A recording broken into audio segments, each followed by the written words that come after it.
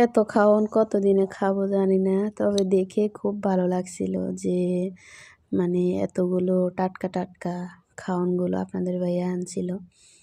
তো আমি তো আপনাদেরকে বলছিলাম যে ওই যে আপনাদের ভাইয়া এক জায়গায় যাবে, এক জায়গায় বলতে ওই আমার ভাইয়ের বাসায় আর কি।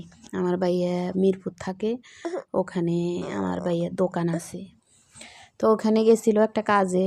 তো যাওয়ার পরে ওই দোকান থেকে কিছু খাওয়ার নিয়ে আসছে আর কি, টাটকা বেকারিতে আমার ভাইয়া এগুলো আমাদের আছে দোকান 2-3টা। তো পরে এগুলো আনছে। এখন আপনাদের ভাইয়াকে বলছি আর কি যে এতগুলো খাওয়ান তো একসাথেও খাওয়ান যাবে না, আবার এগুলো রেখে দিলেও নষ্ট হয়ে যাবে, কি করব। তো দেখে খুবই ভালো লাগছিল, কারণ এরকম এগুলা দোকান থেকে আনলে তাজা তো পাওয়া যায় না। দোকান থেকে সবাই খায়, সবাই আনে, কিন্তু তাজা কি পাওয়া যায়? তাজা কেউই পায় না। কারণ তাজা জিনিস আমরা টাকা দিয়ে কিনি, ওরা বলে যে তাজা, কিন্তু তাজা না। এগুলা 2-3 দিনও চলে যায়, আবার 4-5 দিনও চলে যায়, আবার একদিনও চলে যায়, যদি ভাগ্য ভালো হয় আর কি। তাহলে পরে এখানে অনেক ধরনেরই আনছে, কেক আনছে, বড় কেক, ছোট কেক, তারপরে রুটি আনছিল, আবার ছোট ছোট রুটি, আবার এটা আনছে। তো আপনাদের ভাইয়া একটা স্যান্ডউইচ আনছিল, আবার একটা শর্মা আনছিল, আবার একটা ছোট পিৎজা আনছিল, তারপরে আবার একটা আনছিল বার্গার আনছিল। এগুলো তো একসাথে খাওয়া সম্ভব না, কারণ একটা খেলে তো পেট ভরে যায়। তো পরে আপনাদের ভাইয়া বলতেছে তাহলে আগে পিৎজাটা খেয়ে ফেলো, পিৎজাটা একটু গরম করে না। তো কি করব, গরম করব কি করে? পরে তাওয়াতে একটু বসাই দিলাম, তারপর খেতে অনেক ভালো লাগছিল, কারণ গরম করছিলাম। তো আর যেটা স্যান্ডউইচটা গরম করি নাই, এমনিতেই খেয়ে ফেলছি, কারণ আনার সাথে সাথে ভাল লাগতেছিল, তো খেয়ে ফেলছি। তো এগুলা এটা এটা খাই নাই, বার্গারটা খাই নাই, বার্গারটা রেখে দিছিলাম। বলতেছি যে এগুলা ফ্রিজে রেখে দিই, ফ্রিজে রেখে দিলে তো আর নষ্ট হবে না। তো এই আর কি। আর দুপুরবেলা আপনাদের ভাইয়া, আমি ওই যে রাত্রে আবার বিরিয়ানি করছিলাম। তো রাত্রে বিরিয়ানি করার পরে আপনাদের ভাইয়া রাত্রে খেয়েছিল, আবার ভাবিও বাসায়ও খেয়ে আসছিল বিরিয়ানি।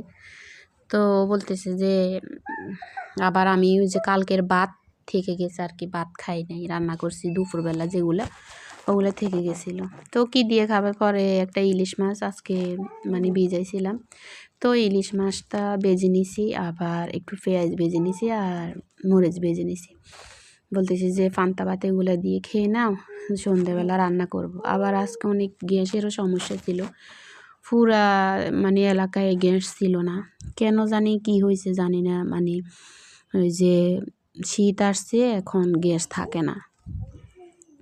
তো আল্লাহ সারাইছে, আমার তো সিলিন্ডার আছে, এর জন্য সিলিন্ডারে রান্না করি, আর এগুলো এর জন্য আর কোনো সমস্যা হয় নাই আর কি। তো আজকে বার্গারটা গরম করছিলাম সন্ধ্যাবেলা, আপনাদের ভাইও আসছিল অফিস থেকে। তো আসার পরে বার্গারটা একটু গরম করে নিয়েছিলাম, তারপরে শর্মাটাও গরম করে নিয়েছিলাম। নেওয়ার পর আপনাদের ভাইয়াকে বলছি যে তাহলে কেটে দেন, ওগুলা তো শক্ত হয়ে থাকে, আর গরম করলে নরম নরম ভালোই লাগে। মনে হয় নাই যে কালকের এগুলা তাজা, এরকমই মনে হয়েছে গরম করার পরে শর্মাটাও গরম করে আপনাদের ভাইয়াকে দিয়েছিলাম। আপনাদের ভাইয়া তো শর্মাটাও গরম করে দিছে, গরম করে দেওয়ার পরও কেটে দিছে আর কেউ বলে যে কেটে দিই, তাহলে খেতে ভালো লাগবে। পরে আমার ছেলে খায় নাই, আমার ছেলে বলতেছে যে আমি খাবো না, ও ওই যে বার্গারটা একটু খেয়েছিল, শেষ, আর খাবে না। পরে আমরা জামাই বউ খেয়েছিলাম, আপনাদের ভাইয়া বলতেছে তুমি খাও, আমি বলতেছি আপনি খান, এবং পরে আমাকে 2 পিস খাওয়াইছে, ও 1 পিস খাইছে। তো আলহামদুলিল্লাহ ভালোই লাগছিল। আসলে দোকান থেকে খাওয়া আর নিজের কিছু এগুলা থেকে খাওয়া অন্যরকম একটা ফিলিংস আসে, এবং মনে আনন্দও লাগে। যাই হোক, সবাই দোয়া করবেন যেন ভবিষ্যতে একটু আগাতে পারি, আল্লাহ যেন যে স্বপ্নগুলো দেখতেছি আল্লাহ যেন পূরণ করতে পারি, আল্লাহ যেন পূরণ করে।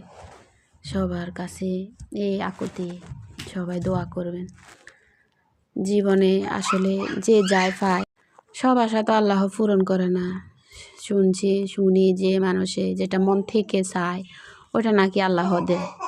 আবার অনেকেই বলে যে যেটা মন থেকে চায় ওটা আল্লাহ দেয় না, যে আল্লাহ দেখে যে আল্লাহর বান্দা কী করে। তো পরে যে সন্ধ্যাবেলা লাউ দিয়ে মাছের মাথা দিয়ে রান্না করছি, আর এখানে ভাত রান্না করতেছি। তো সবাই পাশে থাকার জন্য অসংখ্য ধন্যবাদ। সবাইকে অনেক অনেক দোয়া করি আমার পাশে থাকার জন্য।